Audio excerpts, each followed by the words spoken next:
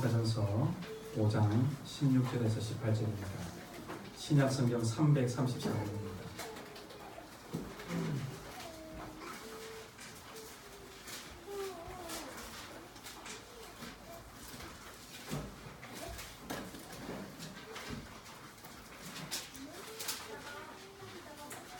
데살로니가전서 5장 16절부터 18절을 다 같이 읽어봅시다. 우리 한 목소리를 읽겠습니다. 항상 기뻐하라, 쉬지 말고 기도하라, 범사에 감사하라. 이것이 그리스도 예수 안에서 너희를 향하신 하나님의 뜻이니라. 아멘. 자, 이번에는 마태복음으로 가겠습니다. 마태복음 6장 5절에서 6절입니다. 신약성경 8면입니다.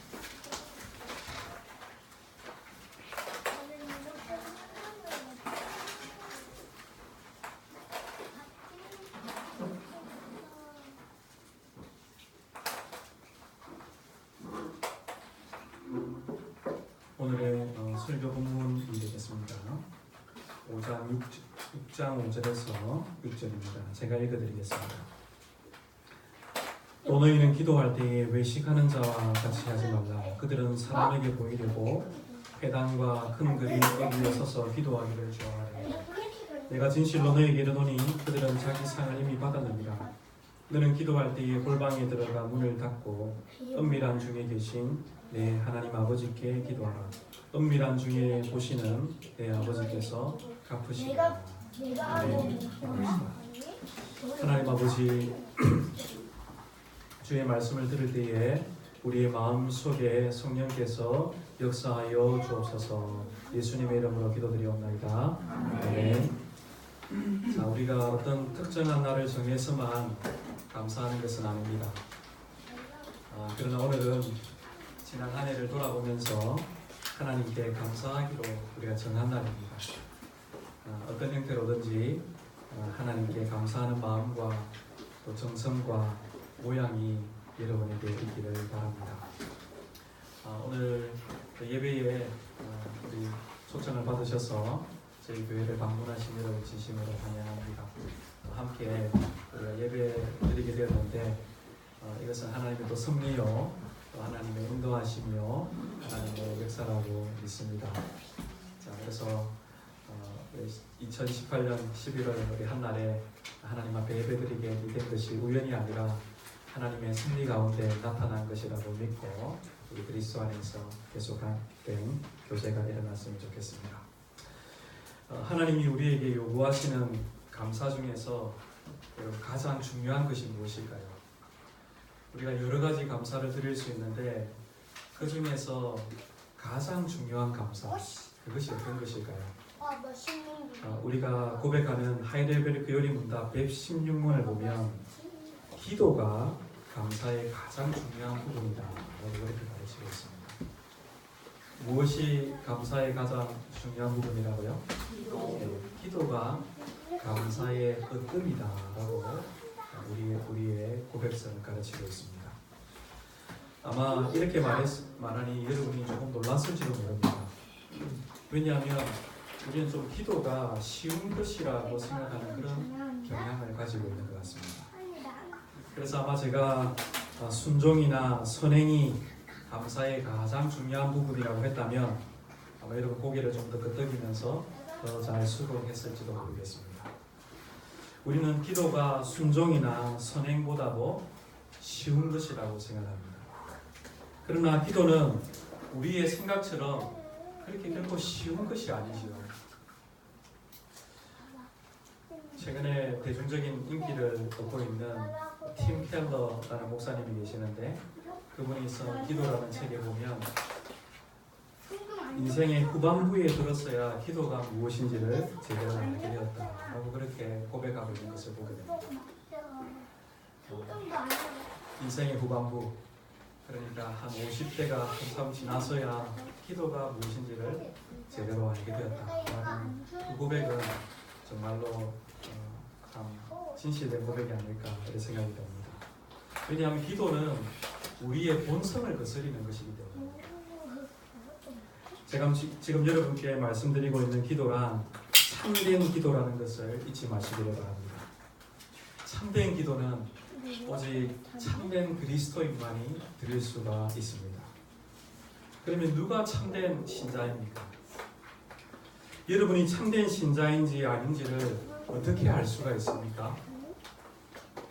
참된 신자란 아무도 보지 않는 곳에서 혼자서 은밀한 가운데 기도 드릴 때에 그 사람이 참된 신자인지 아닌지가 드러나게 됩니다. 우리는 함께 모여서 기도회에서 기도 드릴 수 있습니다. 그리고 예배에서 대표로도 기도할 수가 있지요. 그러나 사람들 앞에서 하는 기도가 신령한 삶의 잣대는 결코 아닙니다. 사람들이 모인 곳에서 하는 기도는 하나님보다는 사람들을 향하기가 굉장히 쉽습니다. 그래서 우리 예수님은 제자들에게 오늘 이렇게 말씀하십니다. 너는 기도할 때에 네 골방에 들어가서 문을 닫고 은밀한 중에 계신 내 아버지께 기도하라. 은밀한 중에 보시는 내 아버지께서 갚으시리라. 여러분, 여기 골방에 들어가라는 말은 하나님께만 집중하라는 뜻이지요. 여러분의 마음을 하나님께 쏟아야 한다는 것입니다. 우리에게는 이런 기도가 반드시 필요합니다. 이런 기도가 없이도 참된 신자로 살아갈 수는 없는 것입니다. 우리는 은밀한 기도 없이도 공예배에 참여할 수 있고 설교를 들을 수도 있고 성찬식에 참여할 수도 있습니다. 그러나 은밀히 보시는 하나님 앞에 드리는 개인적인 기도 생활이 없이는 그 모든 것은 아무것도 아니라는 것을 알아야 합니다. 은밀한 개인 기도가 공적인 모든 경건과 함께 나란하게 깊이를 더해갈 수 있도록 우리는 힘써야 하는 것입니다. 17세기에 살았던 영국의 신학자인 존 웨이는 그 당시에 대중적인 인기를 얻고 있는 목회자들을 향하여서 이렇게 경고했습니다. 목회자는 교인들을 모아 예배당을 채우고 성찬식을 인도하고 대중의 입을 채워줄 수는 있을지 모르지만 그의 진면목은 은밀한 가운데 전능하신 하나님 앞에 무릎을 꿇느냐에 달려있다. 그 이상도 그 이하도 아니다. 여러분, 이것이 목회자에게만 해당되겠습니까? 그래서 이 팀 켈러 목사님은 신자들을 향해서 이렇게 이야기합니다. 은밀한 데서 이루어지는 개인적인 기도 생활이야말로 영적인 상태를 쪽집게처럼 진단해내는 영적 시험지다. 여러분, 내가 그리스도인이라는 것을 무엇으로 내가 드러낼 수가 있겠습니까? 주일 교회에 가서 열심히 설교를 듣고 또 성경 공부에 참여하는 것으로 내가 그리스도인이라는 것을 드러낼 수 있겠습니까? 그러나 우리 주님께서는 교회 안에 알곡과 가라지가 혼재해 있다라고 말씀합니다. 함께 예배드리는 그 무리 가운데 양도 있고 염소도 있다라고 그렇게 말씀하십니다. 내가 하나님의 자녀라는 것을 보여주는 참된 표지는 어떤 것이겠습니까? 그것은 은밀한 가운데 보시는 그 하나님 앞에 내가 개인적인 기도의 생활을 가지고 있느냐 하는 것입니다. 하나님의 자녀는 밤낮으로 하나님께 부르짖습니다. 마치 갓난아이가 엄마를 찾아서 부르짖는 그러한 본성을 가지고 있듯이 그리스도 예수 안에서 새롭게 태어난 사람들은 하나님을 찾아서 부르짖습니다. 여러분에게 참된 은혜의 역사가 나타나고 있다면, 그래서 여러분이 참된 그리스도인이라면 여러분은 당장 기도하기를 시작할 것입니다. 참된 회심의 가장 좋은 증거는 바로 개인 기도 생활입니다. 하나님께 자기의 마음을 쏟아놓으며 기도하는 사람이 어떻게 하나님의 말씀에 불순종하거나 이웃에게 거짓을 행할 수가 있겠습니까? 성경에는 이러한 진리를 확정해주는 아주 좋은 예가 한 가지 있습니다. 사울이 바울이 되기 전에 그리스도인들을 핍박하기 위하여서 다메섹으로 가고 있었습니다. 그때에 부활하신 주님께서 사울에게 나타나셨지요. 그때 사울은 주님을 만나고 난 이후에 육체적으로 일시적으로 눈이 멀고 말았습니다. 그때 주님은 아나니아라는 사람을 사울에게 보내셨지요. 그러면서 사울의 마음이 변했다는 다른 징표를 말하지 아니하시고 그가 보라 그가 기도하는 중이다 라고 그렇게만 말씀하셨습니다. 주님은 어떤 다른 행위, 종교적인 열심이나 어떤 윤리적인 행위가 아니라 사울이 기도하는 것을 눈여겨보라 라고 그렇게 말씀하셨던 것입니다. 여러분, 이렇게 참된 그리스도인이가 아닌가 하는 것은 기도 생활이 우리에게 보여줍니다. 자, 기도 생활이 중요한 또 다른 이유가 있습니다. 하나님은 기도라는 이 수단을 통하여서 우리의 영혼과 육신에 필요한 모든 것을 우리에게 주시기 때문입니다. 한마디로 기도는 복의 통로입니다. 오늘 이 찬송 중에 복의 고는 강림하사 그렇게 찬송했는데 기도야말로 그 모든 복의 근원이신 하나님의 복, 하나님의 복을 내리는 복의 통로입니다. 그래서 오늘 이 데살로니가 전서에서 사도 바울은 우리에게 쉬지 말고 기도하라라고 그렇게 가르치고 있습니다. 한번 따라해 봅시다. 쉬지 말고 기도하라. 쉬지 말고 기도하라. 그래서 어떤 분은 기도를 가리켜 기도는 그리스도인의 호흡이다 이렇게 말하기도 했죠. 기도는 우리의 호흡일 뿐만 아니라 하나님께 드리는 신자의 가장 큰 감사라는 것을 우리는 잊지 말아야겠습니다. 하나님의 에스겔 선지자에게 성령에 대한 약속을 주십니다. 종말에 성령이 오게 될 것에 대하여서 예언을 하게 하는데, 그런데 맨 마지막에 이렇게 말합니다. 그래도 이같이 내게 구해야 할지니라. 하나님께서 약속을 주시는데 그 하나님의 약속이 이루어지는 방법이 어떠한 것이냐면 바로 신자의 기도를 통하여서 이루어지는 것입니다. 그래서 사도행전 2장의 오순절날 성령께서 강림하실 때에 거기에 모여있는 성도들의 기도를 사용하시고 그들이 함께 모여서 기도할 때에 성령께서 그들 위에 불의 혀처럼 강한 바람처럼 그렇게 각자의 머리 위에 임하여 주셨던 것입니다. 여러분, 이것은 우리가 날마다 경험하는 것이기도 합니다. 하나님은 간절히 자기에게 복 주시기를 간구하는 신자의 기도를 들으시고 그 하나님의 풍성한 복을 영혼과 육신에 필요한 모든 것들을 우리에게 나누어 주십니다. 여러분, 오늘 마음에 명심하시기를 바랍니다. 간절한 기도 없이는 하나님의 어떤 복을 받을 수 없다는 사실입니다. 야고보 사도는 의인의 간구는 역사하는 힘이 크다라고 그렇게 말했습니다. 하나님이 우리가 기도할 때에 주실 것이지만 기도하지 않으면 우리에게 그 어떤 것도 주시지 않습니다. 하나님께 참으로 기도하지 않는데도 복을 받을 것이라고 여러분이 생각한다면 그것은 참된 신앙이 아닙니다. 그것은 묘행이요 미신이라고 할 수 있습니다. 여러분, 우리는 꼭 기도해야 합니까? 그렇습니다. 우리는 꼭 기도해야 합니다. 결국에 하나님께서 우리에게 요구하시는 경건의 끝모양이 어떤 것입니까? 그게 기도입니다. 하나님께서 우리가 하나님 말씀을 듣고 그 하나님의 말씀을 깨닫고 나서 결국에 하나님께서 우리에게 요구하는 궁극적인 것이 무엇입니까? 하나님께 우리가 기도하는 생활입니다. 사실 여기에는 좀 더 심오한 이유가 있습니다.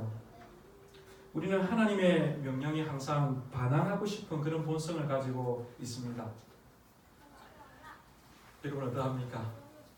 그래서 항상 마음속에 이렇게 생각하는 것입니다. 내가 기도하고 싶을 때에 내가 자발적으로 기도하고 싶습니다. 하나님, 내가 기도하고 싶지 않은 데에 어떻게 내가 기도할 수 있습니까? 이렇게 우리는 반항을 합니다.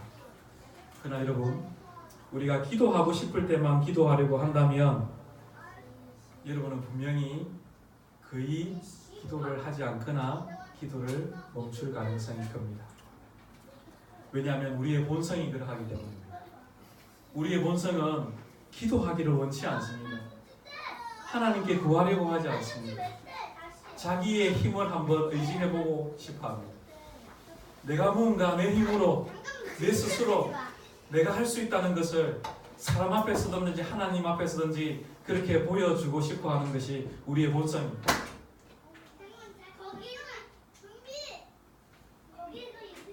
그러나 오늘 성경은 우리에게 뭐라고 말합니까? 하나님께서 우리의 성질을 아시고 쉬지 말고 기도하라 라고 그렇게 말씀하십니다. 여러분의 기도 생활은 지금 어떠합니까? 여러분 과거 어느 시점에 열심히 기도하는 때가 있었을 것입니다. 밤낮으로 하나님 앞에 엎드려서 간절히 기도하던 그런 시절이 여러분에게 아마 한 번쯤은 있었을 것입니다. 그러나 아마 여러분 지금 여러 가지 생활과 어려운 여러 가지 일들로 지치고 피곤한 가운데 있을지도 모르겠습니다. 그러나 여러분, 기도해야 할 필요를 느낄 때까지 기다리면 안 됩니다.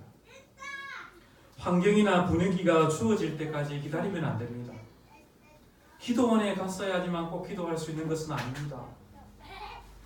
사람들이 많이 모여 있고 그리고 기도의 열기가 가득 차고 그런 곳에서만 꼭 기도할 수 있는 것이 아닙니다. 우리가 필요와 느낌을 기다릴수록 우리는 더 기도할 수 없을지도 모릅니다. 필요를 느끼든 못 느끼든 오늘 쉬지 말고 기도하라는 이 말씀에 순종하여서 우리는 그냥 기도하는 것입니다.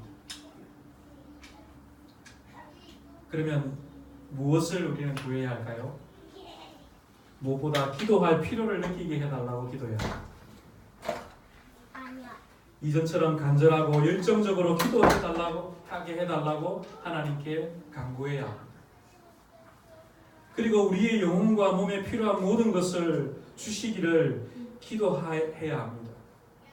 그러나 무엇보다도 하나님의 은혜와 그리고 성령을 주시기를 우리는 간절히 구해야 하겠습니다. 예수님은 마태복음 7장 7절에서 8절에 이렇게 말씀합니다. 구하라 그리하면 너희에게 주실 것이요 찾으라 그리하면 찾을 것이요 문을 두드리라 그러면 너희에게 열릴 것이니 구하는 이마다 얻을 것이요 찾는 이가 찾을 것이요 두드리는 이에게 열릴 것이니라. 여러분 여기서 찾고 구하고 두드린다는 것이 무엇입니까? 바로 기도하라는 말씀이지요. 하나님께 구하라는 것입니다. 누가복음 11장 9절과 10절에서는 이렇게 말합니다. 너희가 할지라도 좋은 것을 자식에게 줄 줄 알거든 하물며 너희 천부께서 구하는 자에게 성령을 주시지 않겠느냐. 하나님은 우리에게 하나님 자신을 내어주시겠다라고 약속하십니다. 하나님은 자유로우신 우리의 아버지이십니다. 우리는 그 하나님의 자녀들입니다. 여러분 이 사실을 깨닫는 것이 어떻게 보면 모든 것이라 할 수 있습니다.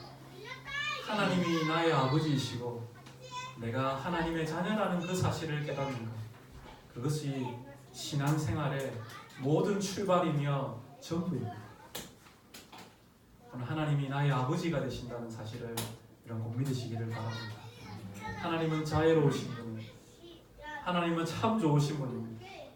우리를 향하여서 외면치 아니하시고 우리의 어떤 형편도 아시고 우리에게 귀를 기울이시되 우리의 신음소리까지도 들으시는 분이 바로 우리 하나님이십니다. 그래서 하나님은 우리가 은혜를 구하고 성령을 구할 때에 그것을 주시겠다라고 약속하십니다. 하나님 자신을 우리에게 내어주겠다라고 말씀하시는 것입니다. 우리는 종종 기도하는 시간을 거룩한 시간이라고 생각합니다. 그렇지 않습니까? 그러나 여러분 기도하는 시간은 거룩한 시간일 뿐만 아니라 동시에 시험과 유혹이 있는 시간이기도 합니다. 사탄은 이 기도 시간에 우리를 공격하기도 합니다. 예수님도 광야에서 기도하실 때에 사탄의 시험과 유혹을 받으셨습니다. 기도하는 시간은 어떤 의미에서 위험한 시간이라고도 할 수 있습니다. 우리가 기도하려 할 때에 사탄은 우리의 마음속에 헛된 생각과 교만과 불평과 원망의 독초를 뿌립니다. 우리의 마음속에 감사를 앗아가려고 합니다. 기도하는 그 순간에 자칫 방심하면 사탄이 우리의 마음에 독초를 뿌려서 우리의 마음의 모든 감사를 앗아가려고 하는 것입니다. 엘리야 선지자도 그런 유혹을 받았습니다. 엘리야는 하나님께 기도하면서 불평하면서 말하기를 오직 바알에게 무릎 꿇지 않은 사람은 자기 자신뿐이라고 말했습니다. 여러분 아마 바리새인의 기도를 기억하실 것입니다. 바리새인은 성전에 올라가서 사람들을 멸시하면서 기도했습니다. 하나님이여, 나는 다른 사람들 곧 토색, 불의, 가늠하는 자들과 같이 아니하고, 이렇게 하나님께 기도했습니다. 그는 경건한 것처럼 보입니다. 그러나 엄밀히 말하면 그는 경건의 죄를 짓고 있었습니다.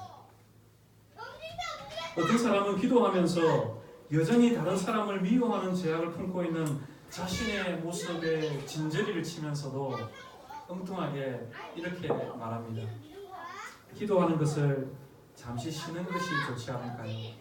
왜?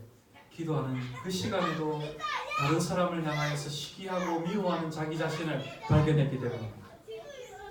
그러나 기도하기를 쉬는 것이 어떻겠습니까? 그런 마음을 가지는 그것 자체가 바로 사탄이 우리에게 노리고 있는 노림수라고 할 수가 있겠습니다. 여러분, 성경에 나오는 참된 신자들은 모두가 이런 경험을 합니다. 사도 바울은 곧 선을 행하기 원하는 나에게 악이 함께 있다라고 했습니다. 다윗 왕도 기도할 때에 자기의 마음속에 들어온 헛된 생각을 내가 미워한다라고 했습니다.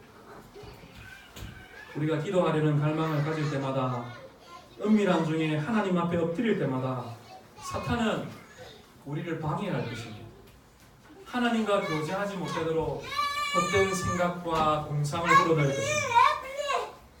때로는 지난날에 나의 죄를 기억나게 하면서 그 죄를 하나님 앞에 참회하는 길로 가야 하는데, 그러지 아니하고 오히려 죄책감을 자극하고, 때로는 내 은사를 자랑하고 싶어하고 자신의 공로를 늘어놓고 헛된 생각으로 기도 시간을 채우려 하는 것입니다. 무엇보다 우리가 개인적인 골방의 시간을 가지지 못하도록 사탄은 모든 노력을 다할 것입니다. 그래서 여러분, 기도 생활을 한다는 것은 쉬운 일이 아닙니다. 기도 생활을 한다는 것은 순탄하지 않습니다. 기도 생활을 한다는 것은 어려운 일입니다. 기도 생활을 한다는 것은 깨어서 치열한 영적인 싸움의 현장으로 들어가는 것입니다. 하나님께서는 우리가 그 치열한 영적인 싸움의 현장으로 들어오기를 원하십니다. 자, 그러면 하나님은 어떤 기도를 우리에게 들으십니까? 우리는 기도의 시간에 헛된 망상과 그리고 사탄의 모든 공격을 물리치기 위하여서 어떤 기도를 하나님 앞에 드려야 하겠습니까?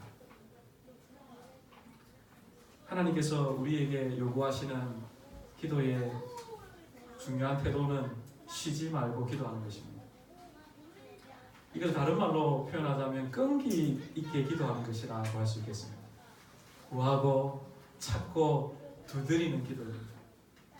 멈추지 아니하는 기도입니다.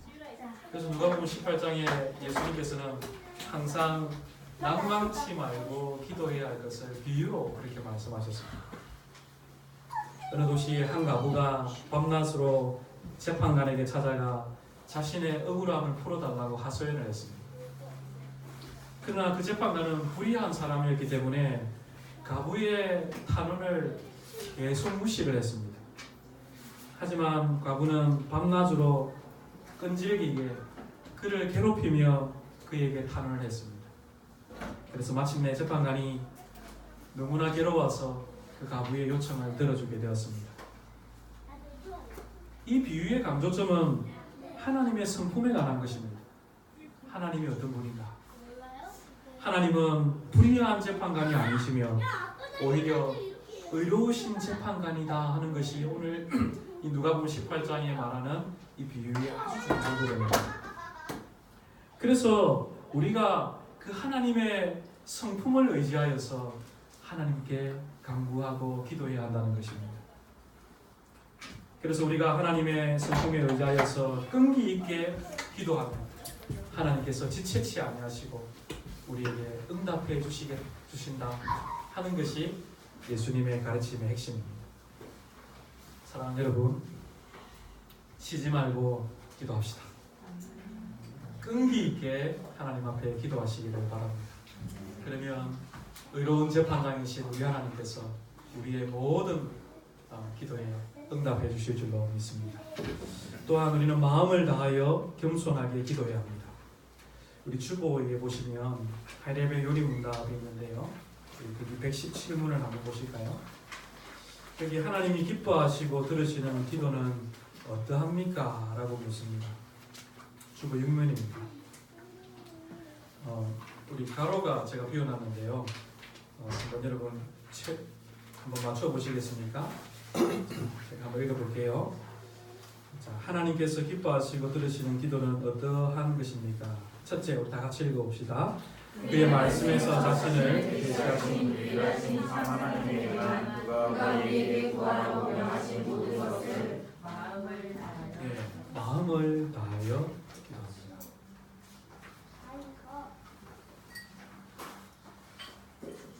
우리가 그가 우리에게 구하라고 명하신 모든 것을 마음을 다하여 기도해야 합니다. 둘째, 우리 자신의 부족과 비참함을 똑바로 철저히 깨달아 그의 영이 앞에서 어떻게 구하는 것입니까? 겸손히 구하는 것입니다. 자, 셋째입니다. 비록 우리는 받을 자격이 없는 자들이지만 하나님께서 그의 말씀에서 약속하신 대로 우리 주 그리스도 때문에 우리의 기도를 분명히 들어주신다는 이 확실한 근거를 우리는 가지고 있습니다. 그리고 두 번째, 우리는 자신의 부족함과 비참함을 똑바로 철저히 깨닫는 가운데 기도해야 한다는 것을 배우게 됩니다. 탕자는 자신의 공경을 똑바로 철저히 깨닫고 나서야 아버지 집으로 돌아갔습니다. 세리는 자신이 하나님 앞에 죄인이라는 사실을 철저히 고백을 하지요. 하나님이여, 나를 불쌍히 여기소서, 나는 죄인입니다. 이렇게 그는 기도했습니다. 자신의 죄와 비참함을 깨닫는 이 자기 인식이 바로 기도의 시작인 것입니다. 여러분은 하나님의 구원을 진심으로 갈망하고 있습니까? 그렇다면 무엇을 해야 하겠습니까? 그리스도께로 나오시기를 바랍니다. 골방을 찾아 무릎을 꿇고 하나님의 은혜를 구하십시오. 하나님의 은혜와 성령을 받는 길은 이 기도 외에 다른 길은 없습니다. 하나님을 향하여 여러분 기대를 가지시기를 바랍니다. 기도하면서 어떤 기대도 가지지 아니하고 하나님 앞에 엎드린다면 그것이 바로 믿음이 없는 것이죠. 하나님께서 나에게 가장 좋은 것을 주실 것이라는 그 믿음을 가지시기를 바랍니다. 그리고 꾸준하게 쉬지 말고 기도하십시오.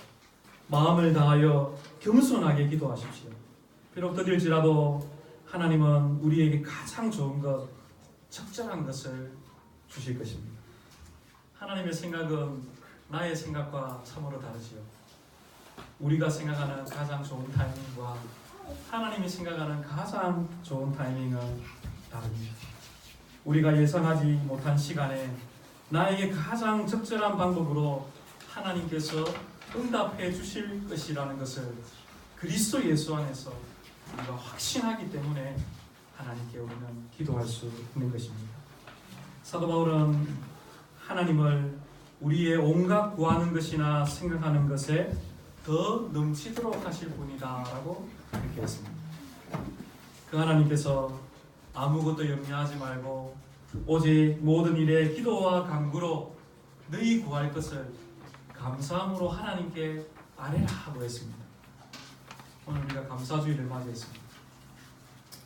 우리가 드릴 가장 큰 감사는 다른 것이 아니라 바로 기도라는 것을 기억하시기를 바랍니다. 여러분, 이 풍성한 가을 이 계절에 우리가 회복해야 할 것이 있다면 바로 골방에서의 기도입니다. 은밀한 가운데서 하나님 앞에 기도하는 이 개인 기도의 생활을 우리가 회복해야 합니다. 이것이 하나님께서 우리에게 요구하시는 가장 큰 감사입니다. 부디 이번 추수감사절을 지나면서 여러분의 삶의 기도가 회복되어지기를 바랍니다. 그래서 쉬지 말고 기도하고 범사에 감사하는 우리 모두가 되시기를 주님의 이름으로 간절히 축원드립니다. 아멘. 우리 주신 말씀에 찬송으로 응답드리겠습니다. 우리 시편